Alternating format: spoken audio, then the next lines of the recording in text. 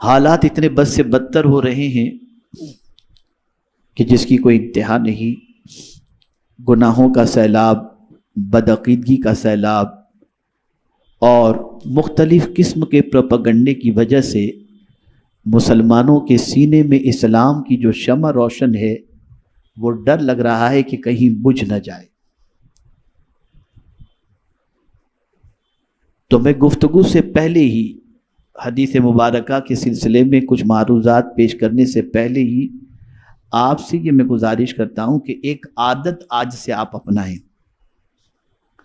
آپ جتنے بھی یہاں پر موجود ہیں سب مختلف علاقوں سے آئے ہیں، آپ سب ایک دوسرے سے اجتماع کی آخر میں ملاقات کریں اور ایک دوسرے سے کہیں کہ آئندہ اجتماع میں تم بھی آنا، میں بھی آؤں گا، اور تم بھی کچھ لوگوں کو لے کر آنا، میں بھی کچھ لوگوں کو لے کر کے آؤں گا۔ اس کام کے کرنے کے لیے نہ داڑھی کی ضرورت ہے، نہ امامے کی ضرورت ہے، زبان سے کہنے کی ضرورت ہے۔ آپ لوگ جب تک کہ یہ جذبہ اپنے اندر پیدا نہیں کرو گے اس وقت تک شرمیلے رہو گے اور دین آپ کی حد تک کی کچھ پہنچے گا اور آگے بڑھنے کی بجائے یہ لمیٹڈ لوگوں تک دین رہ جائے گا۔ تو محنت کرو، مشقت کرو، کوشش کرو، لوگوں کو دعوت دو، لوگوں کو دین سے قریب کرو، اللہ کے رسول صلی اللہ علیہ وسلم کی محبت لوگوں کے سینوں میں روشن کرنے کی کوشش کرو۔ اور یہاں سے جانے کے بعد بھی آپ جب کسی سے ملیں، لوگوں سے ملیں، تو سنی دعوت اسلامی کے ہفتہ واری اجتماع میں آنے کی تاکید کریں تاکہ آپ کی دعوت پر کوئی آ جائے، آنے کے بعد جتنی دیر محفل میں بیٹھے گا، سنے گا، اس کا ثواب تو ملنا ہی ہے، اور اگر اس کی زندگی بدل گئی تو جب تک وہ نیکیاں کرتا رہے گا آپ کو اس کا ثواب انشاءاللہ ملتا رہے گا۔ کریں گے انشاءاللہ۔ اب آئیے میں آپ کے سامنے جس خطبے کے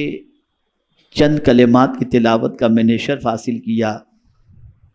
وہ خطبہ رسول اعظم صلی اللہ تعالی علیہ وسلم کا پہلا خطبہ جو حضور صلی اللہ علیہ وسلم نے مسجد نبوی شریف میں دیا تھا۔ آپ تھوڑا سوچیں، مسجد نبوی شریف کا پہلا خطبہ آقا کریم صلی اللہ علیہ وسلم نے جب دیا تھا، اس وقت کی سچویشن کو، اس وقت کے حالات کو، اس وقت کی کیفیت کو تھوڑا سا محسوس کریں۔ وہ کیسا ماحول رہا ہوگا اور اس وقت کی کیا ضرورت تھی اور اس وقت لوگوں کو کس چیز کی طرف مائل کرنا چاہیے تھا۔ آقا کریم صلی اللہ علیہ وسلم کے اس خطبے سے انشاءاللہ العظیم آپ اچھی طریقے سے سمجھیں گے۔ اور میں یہ سمجھتا ہوں کہ آج کے دور کے اندر جب مادیت کا غلبہ ہے اور لوگ مادیت کے یلغار کے اندر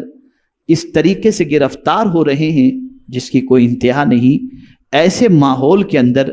پیغمبر رحمت صلی اللہ تعالی علیہ وسلم کا یہ خطبہ ہماری آنکھوں کو کھول دینے کے لیے اور ہماری دنیا اور آخرت کو سنوارنے کے لیے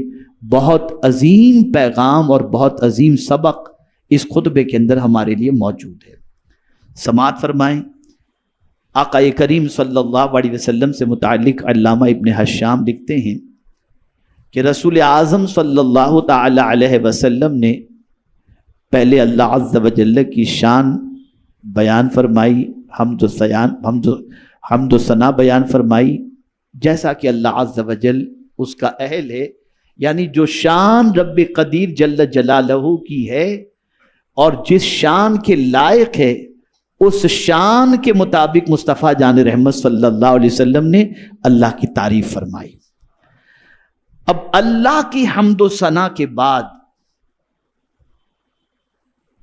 اب جو بات رسول اعظم صلی اللہ علیہ وسلم نے اس وقت کے انسانوں سے کی تھی، تو اس وقت حضور صلی اللہ علیہ وسلم کے مخاطب وہ دور کے لوگ تھے۔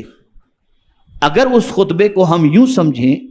کہ آقا کریم صلی اللہ علیہ وسلم کے اس خطبے کو ہم اس وقت سنا رہے ہیں اور آپ سن رہے ہیں، تو ہم اور آپ سب حضور صلی اللہ تعالی علیہ وسلم کے اس خطبے سے استفادہ بھی کر رہے ہیں اور سرکار کا گویا کہ پیغام ہم سن رہے ہیں۔ اور یہ بات ہمیشہ کے لیے ذہن میں رکھو، یہ ادب ملحوظ خاطر رکھیں کہ جب بھی آپ کے سامنے کوئی خطیب یہ کہے قال اللہ تعالی، اللہ عز و جل نے فرمایا، تو فوراً اپنی توجہ کو سب طرف سے ہٹا کر اللہ کے فرمان کی طرف کر دیں۔ اور جب کوئی خطیب یہ کہے قال رسول اللہ صلی اللہ تعالی علیہ وسلم، اللہ کے رسول صلی اللہ علیہ وسلم نے فرمایا، تو اب سب طرف سے توجہ ہٹا کر حضور کے ارشاد کی طرف توجہ کر دینا، یہ حضور صلی اللہ علیہ وسلم کی ارشاد کا ادب ہے۔ اگر حضور کا فرمان سنایا جائے اور ہماری توجہ موبائل یا دوسری چیزوں کی طرف ہو تو معاذ اللہ گویا حضور کے فرمان کی ہم نے کوئی قدر نہیں کی۔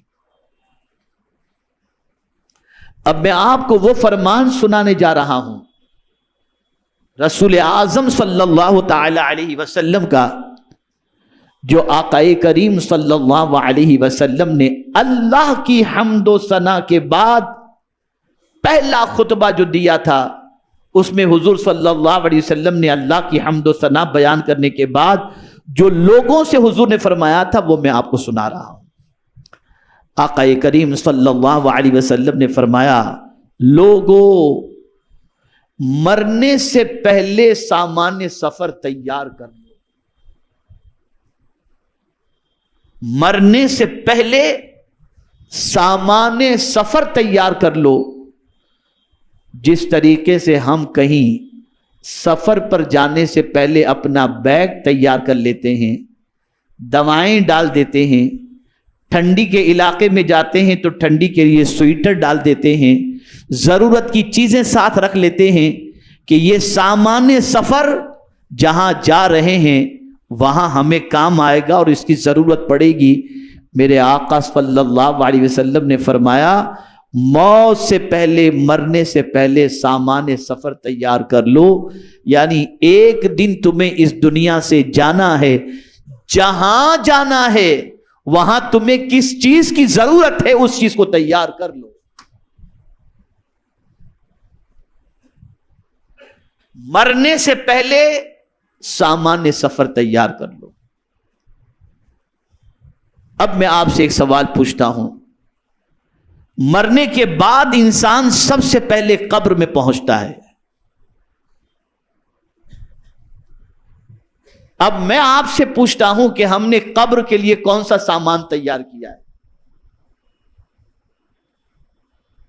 کیا ہماری کوئی تیاری قبر کے سلسلے میں ہے؟ وہاں کا کوئی سامان سفر ہمارے پاس ہے؟ اے رسول اعظم صلی اللہ تعالی علیہ وسلم کے دیوانوں، ہم نے کوئی تیاری وہاں کے بارے میں کی ہی نہیں، اور نہ کوئی ہمارے پاس سامان سفر ہے، بلکہ ہم تو زندگی کی اس دوڑ دھوپ کے اندر اور یہاں کی زندگی میں اتنے ڈوب چکے ہیں کہ ایسی تیاری یہاں کے لیے کر رہے ہیں جیسے یہاں سے جانا ہی نہیں ہے، ایسی تیاری کر رہے ہیں۔ مرنے سے پہلے سامان سفر تیار کر لو، اس لیے کہ جب تم یہاں سے جاؤ گے تو مال رہ جائے گا، جب تم یہاں سے جاؤ گے تو مال تمہاری قبر میں نہیں آئے گا، اور جتنی بھی چیزیں تمہاری دنیا کے اندر ہیں سب دنیا کے اندر رہ جائیں گی۔ اگر تمہارے ساتھ قبر میں کوئی چیز جائے گی تو تمہارا ایمان جائے گا اور تمہارے نیک عمل جائیں گے۔